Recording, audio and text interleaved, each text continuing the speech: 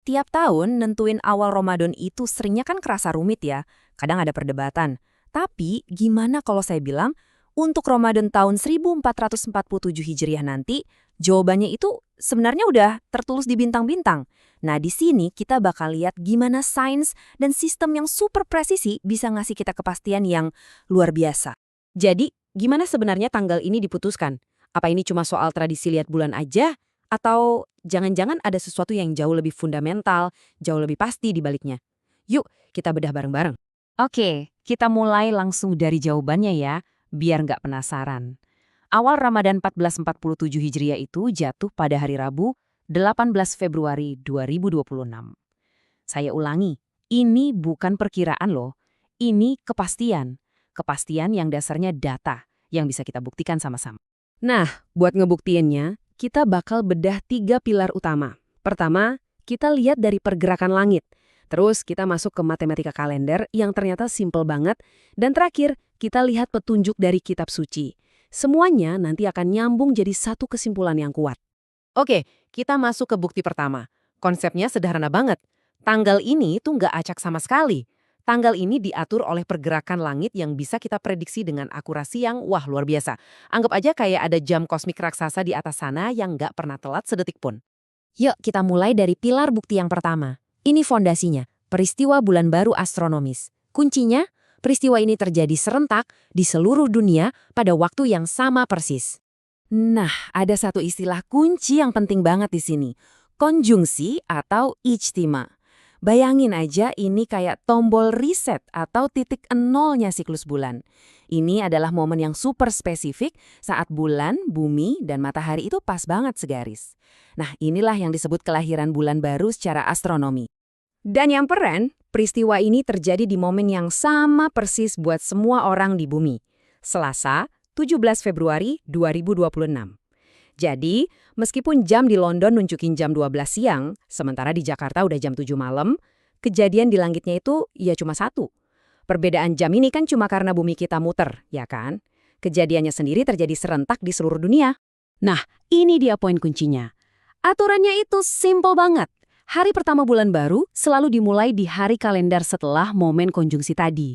Jadi, karena konjungsi terjadi di hari Selasa tanggal 17, ya otomatis hari pertama bulan baru yaitu 1 Ramadan jatuh di hari berikutnya, hari Rabu 18 Februari. Selesai, sesederhana itu. Oke, bukti astronomi udah dapat. Sekarang kita pindah ke pilar kedua.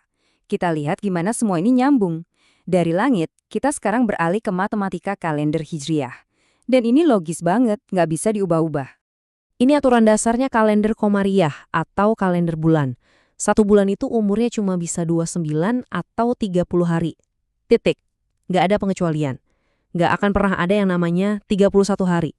Aturan ini fundamental banget dan nggak bisa diganggu-gugat. Nah, khusus untuk siklus di tahun 1447 Hijriah, kita udah tahu pasti kalau bulan sebelum Ramadan, yaitu Sya'ban, itu umurnya pas 30 hari.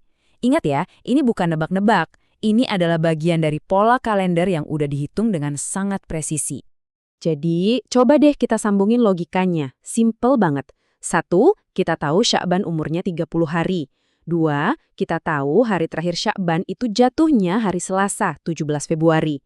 Ya secara otomatis, hari setelahnya pasti jadi hari pertama di bulan berikutnya kan? Nggak ada pilihan lain. Nah, tabel ini nunjukin buktinya dengan jelas banget. Coba kita berandai-andai.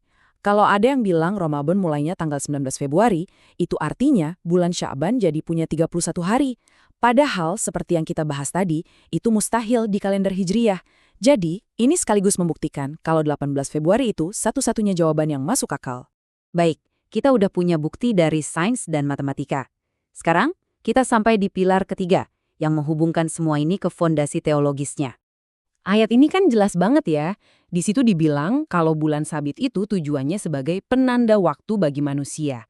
Jadi, fungsinya itu untuk kegelasan, bukan untuk jadi sumber kebingungan atau perdebatan. Bulan itu harusnya jadi penunjuk yang bisa diandalkan dan gampang dimengerti.